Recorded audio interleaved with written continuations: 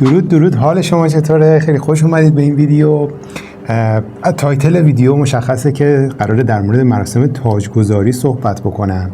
مراسمی که توی زمان خودش خیلی پرزرق و برق بود، حتی میشه گفت رکورد گینس رو شکست به خاطر اینکه خیلی خرج اون مهمونی شد و پرزرق و برق ترین مهمونی تا اون زمان در طول تاریخ بشریت بود.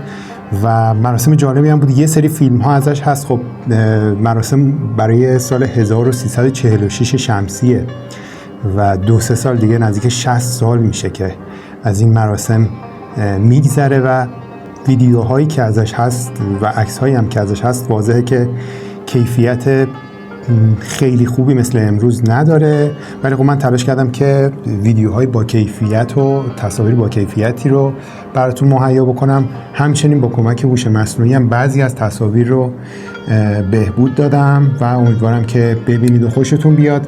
قراره که تحلیل بکنم این مراسم رو، اتفاقاتی که افتاده، هزینه‌هایی که شده، مخالفت‌ها و موافقت‌هایی که باش بوده، واکنش مردم، رسانه‌ها و اینها رو با هم بسنجیم. بریم آروم آروم شروع کنیم و ویدیو رو ببینیم. خب ویدیویی که دارید می‌بینید برای 4 آبان 1346 شمسی هستش، مراسم تاجگذاری محمد رضا شاه پهلوی که توی اون مراسم شاهزاده رضا پهلوی به عنوان ولیعهد و فرح دیبا پهلوی به عنوان نایب السلطنه معرفی میشه. خب این مراسم در سالروز تولد 48 سالگی محمد رضا شاه هم برگزار شده و توی اون روز بوده که محمد رضا شاه 48 سالش میشده. مراسم تقریبا ساعت 10 صبح اینا شروع میشه. 10:40-50 اینا وارد تالار سلام کاخ گلستان میشن و حدود ساعت 11:05 اینا شاه تاج پادشاهی یا تاج پهلوی رو روی سرش میگذاره. حالا جلوتر که رفتیم من به تفکیک اینا رو میگم که چه چیزهایی رو استفاده کرده برای تاجگذاری و چه اتفاقاتی افتاده. این مراسم با 26 سال تأخیر برگزار میشه، چون پدر محمد رضا شاه، رضا شاه فقید، زمانی که به سلطنت میرسه همون لحظه تاجگذاری رو انجام میده با همین تاج پهلوی، ولی شاه به گفته خودش و اطرافیانش گفته که من میخوام صبر بکنم تا وضعیت مملکتی کمی بهبود پیدا بکنه، مردم از نظر اقتصادی و فرهنگی و اجتماعی کمی رشد و بهبود پیدا بکنم و بعد از اون وقتی که پایه‌های سلطنت محکم شد اون موقع تاج پادشاهی رو روی سرم بذارم. پس 26 سال زمان میبره تا محمد رضا شاه این تاج رو روی سرش بگذاره. مراسم هم همونطوری گفتم در تالار سلام کاخ گلستان برگزار شده. من یه ویدیویی از کاخ گلستان توی کانال قرار دادم، ویدیو کاملی هم هستش. تمام قسمت‌های کاخ گلستان رو فیلم برداری کردیم و اونجا قرار دادم براتون. میتونید لینکش رو هم انتهای ویدیو هم داخل کپشن ببینید. اینجا میاد، اینجا میتونید ویدیوشو ببینید. کاخ گلستان بی‌نظیر بود، جایی که برای شاهان قاجار ساخته شده، محل زندگی اونا بوده و البته که رضا شاه پهلوی و همین محمد رضا شاه پهلوی هم اونجا توی تالار سلامش که تالار اصلی کاخ گلستان باشه تاجگذاری کردن. شاهزاده رضا پهلوی 7 سالش بوده اون زمان و مادر شهبانو هم 29 سالش بوده. اختلاف 19 سالی داشتن تقریبا با محمد رضا شاه پادشاهی که 48 سالش بوده. داستان از 4 اسفند 1345 دقیقاً 8 ماه پیش از مراسم تاجگذاری شروع میشه، جایی که محمد رضا شاه به اطرافیانش دستور میده که یک شورایی درست بکنن برای مراسم تاجگذاری و یک سازمانی رو میگه برای این داستان درست بکنید. 17 اسفند ماه شورای عالی تاجگذاری تأسیس میشه که وظیفش انجام امور مربوط به مراسم تاجگذاریه. حالا مثلا مکاتبه بکنن با کشورهایی که دارای سیستم سلطنتی هستن، ازشون بپرسن که خب چیکار بکنیم چیکار نکنیم برای این مراسم، چه لوازمی نیاز داره، تاریخمون مثلا اینجوری بوده چیکار کنیم، اینا بهشون مشاوره بدن. علاوه بر این مثلا بیان تاجی که قراره برای شهبانو بسازن رو کامل آمادش بکنن، کالسکه سلطنتی رو آماده بکنن برای این مراسم، چون کالسکه ما نداشتیم به جز اون کالسکه ناصرالدین شاه که توی ایران بوده. کالسکه پهلوی هم هستش که کالسکه جداگونه ساخته میشه که در مورد کالسکه حالا حرف زیاد هستش، در ادامه ویدیو بهتون میگم.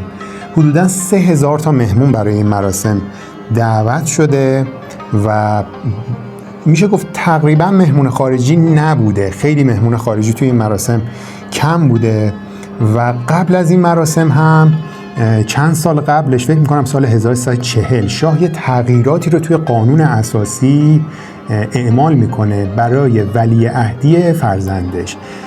شاهزاده رضا پهلوی خب توی اون زمانی که تاجگذاری انجام شده فقط 7 سالش بوده. شاه میاد چیکار میکنه؟ میگه زمانی که شاهزاده به 20 سال تمام رسید، در صورتی که شاه وجود نداشت، اون موقع بتونه زمام امور رو به دست بگیره و پادشاه بشه. در زمانی که شاه وجود نداشته باشه، ولی عهدم سنش کم باشه، مثل حال حاضری که الان دارن تاجگذاری میکنن، نایب السلطنه که ملکه یا فرح دیبا پهلوی باشه، ایشون بتونه زمام امور رو به دست بگیره. به هر حال این تغییرات هم توی قانون اساسی رخ میده و شاه دیگه خیالش راحته که کسی نمیتونه دیگه اون قدرت رو ازش بگیره. چرا این اتفاق افتاد و چرا شاه این کار انجام داد؟ خب شاه 2 بار ترور شده بود پیش از این. یک بار 1327 بود که 5 تا گلوله به شاه شلیک کردن، یعنی 7 سال تقریبا از پادشاهیش گذشته بود و عکس معروفی هم هست ازش که قسمت صورتش هم شکافته شده و چسب زده و توی بیمارستانه. یه بار هم سال 1344 که 2 سال بعد از تظاهرات 15 خرداد بود که خب توی اون تظاهرات 15 خرداد کشت و کشتار زیادی انجام شد و مخالفین زیادی هم داشتش و یکی از اعضای گارد جاویدان هم بوده که نزدیکترین فرد به شاه بوده و اومده شاه ترور بکنه. و این 2 باری که به جون پادشاه سوء قصد میشه، دیگه برای محکم کاری میاد این کارو میکنه که اگر من نبودم همسرم و اگر سن پسرم بالا رسید، به 20 سال به بالا رسید، ایشون پادشاه بشن. به هر حال اینم از داستان تغییر قانون اساسی و سوء قصد به جان شاه. اما برگردیم به سراغ مراسم تاجگذاری و ببینیم که چقدر مخالفت و اعتراض در مورد این مراسم بود. خب همونطور که گفتم مردم و روحانیون هم خیلی مخالف بودند. بعد از اون داستان 15 خرداد که فقط 42 بود دیگه، فقط 4 سال از اون داستان میگذره و علاوه بر اون مصدق هم که نخست وزیر بوده، همون اسفندی که شاه دستور میده که اون شورای تاجگذاری رو تشکیل بدن، همون موقع بوده که مصدق هم از دنیا رفته و همین داستان هم ملی و مذهبی ها رو خیلی نگران کرده بود و خیلی باعث اعتراضشون شده بود که چرا توی مرگ مصدق شاه داره این کار رو انجام میده. در حال خیلی اتفاقات عجیب غریب هم افتاده بود. خب شما در نظر بگیرید الان فصل پاییزه، خیلی هم بارون داره میاد. توی چند تا استان ما اون زمان سیل شدیدی اومده بود. مثلا در استان مازندران سیل بوده، همدان سیل بوده، کرمانشاه سیل بوده و این سیل ها هم باعث شده که باز مردم ناراضی باشن که چرا الان عوض این که ما بیایم وضعیت کشورمون درست بکنیم، این همه خرج مراسم تاجگذاری بکنیم و اعتراضات خلاصه بالا گرفته بوده. در مورد هزینه ها بهتون بگم، فقط اسدالله علم که اون زمان وزیر دربار بوده گفته که 3.5 میلیون دلار خرج این مراسم تاجگذاری شده. اما سوالی که پیش میاد، من یه تحقیقی کردم در مورد همین کالسکه سلطنتی، کالسکه آبی رنگی که توی ویدیوی خودروهای تاریخی، من به موزه خودروهای تاریخی مراجعه کردم، ویدیوش هم لینکشو بالا میذارم هم توی کپشن، حتما اون ویدیو رو ببینید. انتهای ویدیو از 2 تا کالسکه‌ای که توی این مراسم استفاده شده من از نزدیک فیلم گرفتم. کالسکه‌های بسیار بی‌نظیر و زیبا، ساخت شرکت واگنبرگ اتریش هم بوده. این ویدیو رو حتما ببینید، خیلی نکته‌های جالبی داره توش. ویدیوی خودروهای تاریخی توی کپشن هستش، میتونید از نزدیک این کالسکه هم ببینید. الان هم توی موزه خودروهای تاریخی. به هر حال این کالسکه 50 میلیون لیر اتریشی اون زمان هزینه برداشته که معادل 3.5 میلیون دلار آمریکا اون زمان بوده. من یه جدول، یه ماشین حساب تورمی رو قبل از شروع برنامه اجرا کردم. 3.5 میلیون دلار سال 1346 رو با 3.5 میلیون دلار الان مقایسه کردم ارزشش تقریبا 50 میلیون دلار الانه، اون کالسکه‌ای که اون زمان ساخته شده. خب هزینه بسیار بالایی برای فقط همین کالسکه که فقط هم توی همین مراسم استفاده شده، هیچ استفاده دیگه نشده ازش.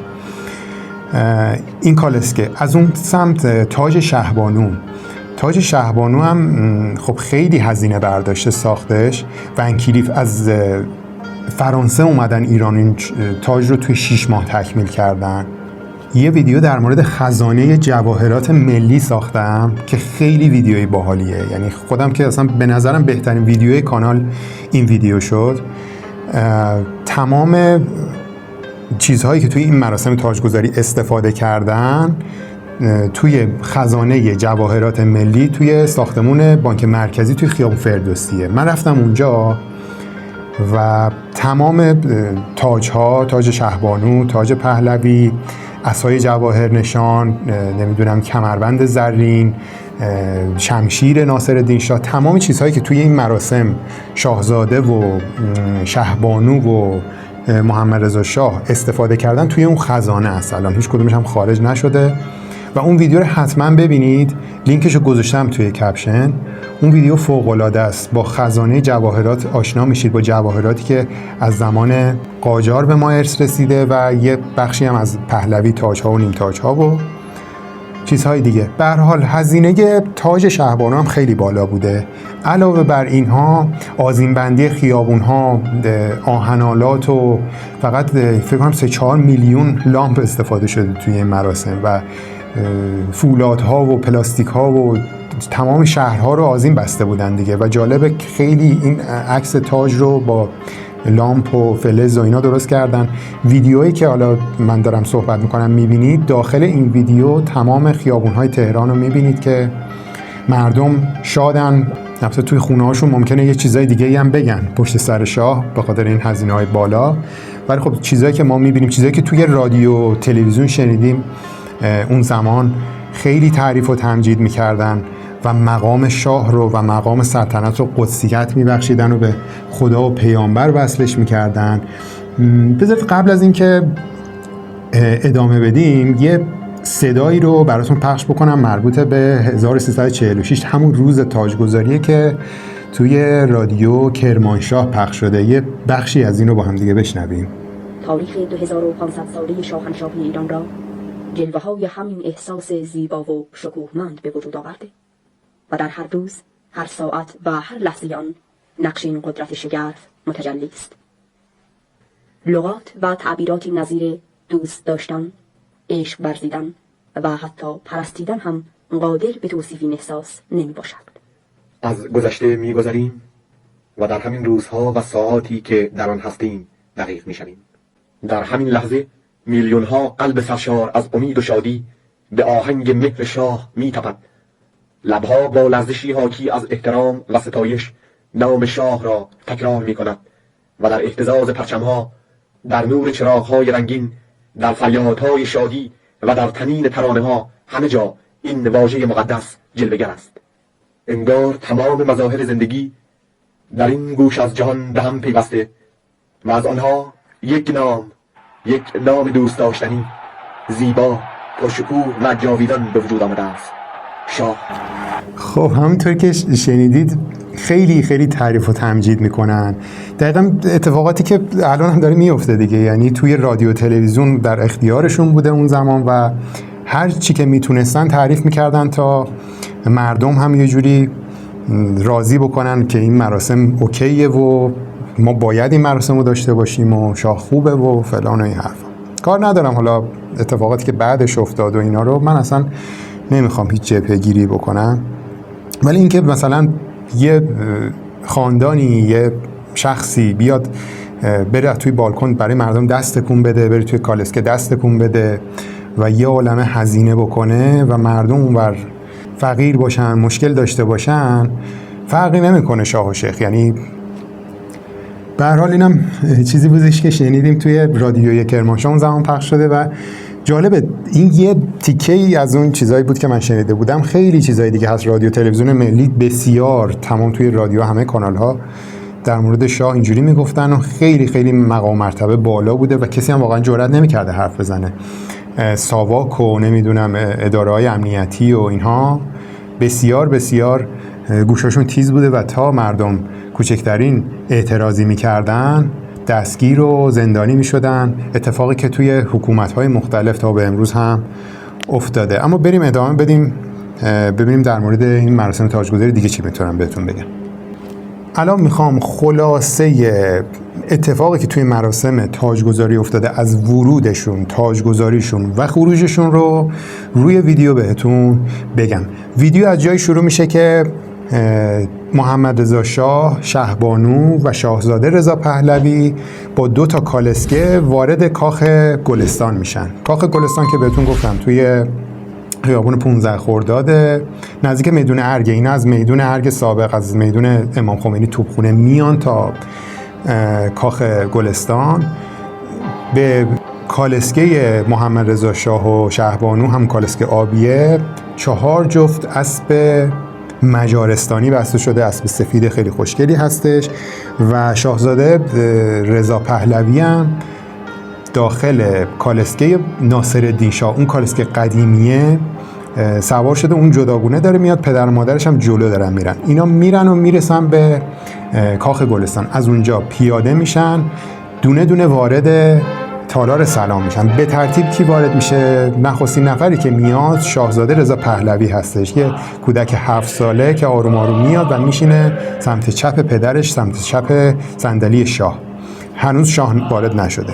بعد از این شهبانو فرح پهلوی میاد و سمت راست شاه میشینه و در نهایت هم محمد رضا شاه پهلوی وارد تالار سلام میشه و آروم آروم میاد جلو. روی تخت نادری هم تکیه میزنه. این تخت نادری یکی از بی‌نظیرترین جواهرات ایرانیه که اصلا نمیشه روش قیمتی گذاشت و الان هم توی خزانه جواهرات ملی. بهتون به خاطر همین گفتم اون ویدیوی جواهرات ملی رو حتما ببینید، چون ریز به ریز اینها رو، تاج پهلوی رو، نمیدونم شمشیره رو، همین تخت نادری رو، تخت طاووس، همه رو من موشکافی کردم. حتی بهتون گفتم چند تا روش جواهر و الماس کار شده. اون ویدیو رو حتما ببینید، از دستش ندید. به هر حال شاه تکیه میزنه بر تخت نادری. بعد از اینکه شاه میشینه، شاهزاده و شهبانو هم میشینن و بعد از اونم مهمونا میشینن سر جاشون و مراسم اینجا آغاز میشه. برای شروع مراسم امام جمعه تهران میاد و یک خطبه رو میخونه که اونجا گوینده اعلام میکنه خطبه تاجگذاریه. حالا نمیدونم این خطبه تاجگذاری رو از کجا آورده. به هر حال خطبه تاجگذاری رو میخونه، مدح و ستایش خدا و پیامبر و شاه رو میکنه و آرزوی توفیق برای شاه و مردم ایران میکنه و قرآن هم میده به شاه و شاه قرآن رو میبوسه، میذاره دوباره روی اون سینی و قرآن رو میبرن. و اینجا نخستین چیزی که برای شاه بعد از قرآن میارن کمربند زرین ناصرالدین شاهه. این کمربند طلایی که کامل بافتش طلاست، یه زمرد درشت وسطش داره و دور تا دور اون زمرد هم الماس. من این شانس رو داشتم که توی خزانه جواهرات این کمربند و همچنین عصای جواهر نشان، شمشیر ناصرالدین شاه و تاج پهلوی، تمام اینها رو از نزدیک دیدم که بهتون گفتم ویدیوش رو آماده کردم و توی کانال هست. توصیه میکنم حتما ببینیدش. دیگه نمیگم این ویدیو رو ببینید، خودتون میدونید بسیار زیباست اون ویدیو. باری کمربند خودش رو باز میکنه و کمربند ناصرالدین شاه رو به کمرش میبنده. بعد از اینکه این کمربند رو به کمر بست، نوبت به شمشیر ناصرالدین شاه میرسه. شمشیری که بسیار زیبا و بی‌نظیره، پر از لعل و یاقوت و زمرد و فیروزه است روی اون غلاف شمشیر. خود شمشیر هم بسیار زیباست.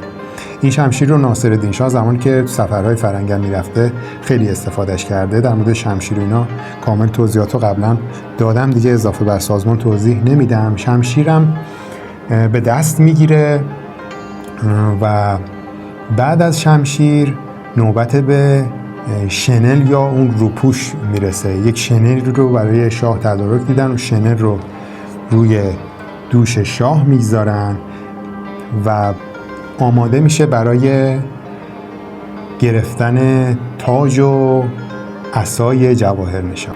خب شنل رو که بر دوش گذاشت، تاج پهلوی رو توی یک سینی جلوش میارن. این تاج متعلق به رضا شاه پهلوی بوده امروز که دارم باهاتون صحبت میکنم 100 سال دقیقاً از تاریخ ساخت این تاج میگذره و رضا شاه پهلوی توی همین کاخ گلستان توی ایوان مرمر تاج گذاری کرد و محمد رضا شاه هم 42 سال بعدش توی تالار سلام تاج گذاری کرد. این تاج رو بر سر میگذاره، خودش روی سر خودش میگذاره و بعد که تاج رو بر سر گذاشت عصای جواهر نشان و اون عصای شاهی رو هم به دستش میدن و اینجا میشه که دیگه بانگ اذان پخش میشه، صدای سوت قطارها و کشتیها و ناقوس کلیساها و تمام هرچی بوق و اینا صداهاش توی کوچه و خیابون و مسجد و همه جا صداش پخش میشه و اینجا اعلام میکنن که بله محمد رضا شاه پهلوی تاجگذاریشو انجام داد. همون لحظه 101 توپ هم شلیک میشه تا شاه برگرده و بشینه روی تخت نادری. دوباره شاه روی تخت نادری تکیه میزنه و همون زمان یک بالشی رو جلوی پای شاه میگذارن. اون بالش برای چیه؟ برای تاجگذاری فرح پهلوی هستش. خب نخستین بار بعد از 2500 سال تاریخ پادشاهی توی ایران یک بانو میاد و تاج نایب السلطنگی یا تاج ملکه رو روی سرش میذارن و این از اون جهت اهمیت داره که چند سال قبل، حدوداً 6 سال قبل، شاه توی انقلاب سفیدی که اعلام کرده بود، اصلاحات ارضی و اعطای حق رأی به بانوان و اینها، در صدد اینه که یک ارج و قربی به مقام زن توی ایران بده و این هم دوباره یکی دیگه از نشونه‌های خوبشه که بر سر زنش هم تاج رو قرار میده. شهبانو تاج رو شاه روی سرش میذاره، کمکش میکنه بلند میشه شهبانو و شهبانو برمیگرده و روی صندلی میشینه. بعد از این امیر عباس هویدا که اون زمان نخست وزیر بوده، تازه هم نخست وزیر شده بوده، فکر کنم 3-4 سال بود نخست وزیر بوده، طولانی هم بوده خیلی نخست وزیرش که تا 56 اینا نخست وزیر بوده. امیر عباس هویدا میاد و متنی رو قرائت میکنه از طرف خودش، مردم و دولت تبریک میگه به پادشاه ایران و شاه هم یک عصا در دست راستش و یک کتیبه هم در دست چپش متن تاجگذاریش رو میخونه. این متن رو با هم دیگه گوش بدیم ببینیم که چی خونده توی این 1-2 دقیقه. در مقام شاهنشاه ایران خدمتی را که در قدرت و توانایی من است نسبت به کشور و ملت خودم انجام دهم و درگاه اهلیتش مسئلت دارم مرا در آینده نیز مانند گذشته در ادامه این خدمت موفق بدارد و ارشاد فرماید.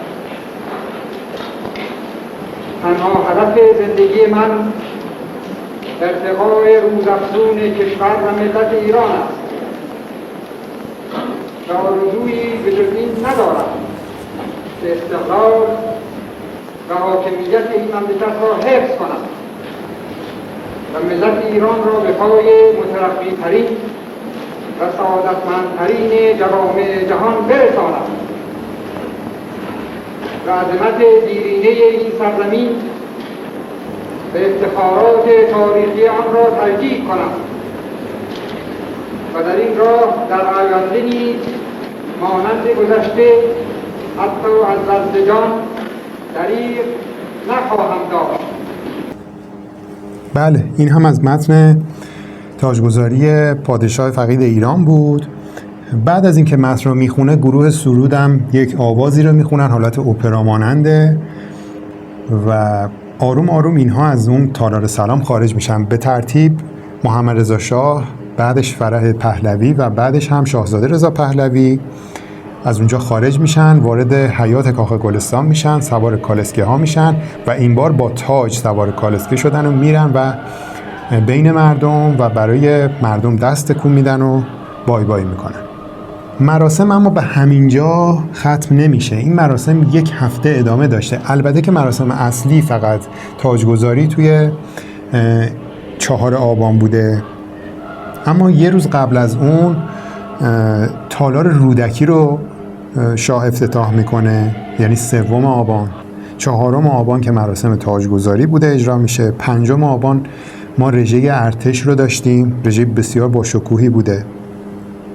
6 آبان جشن سالانه ورزش بوده. 7 آبان افتتاح نمایشگاه صنعت ایران بوده. 8 جالب بوده، یه کارناوال رقص و شادی بوده که از پارک لاله تا میدون فردوسی ادامه داشته این کارناوال.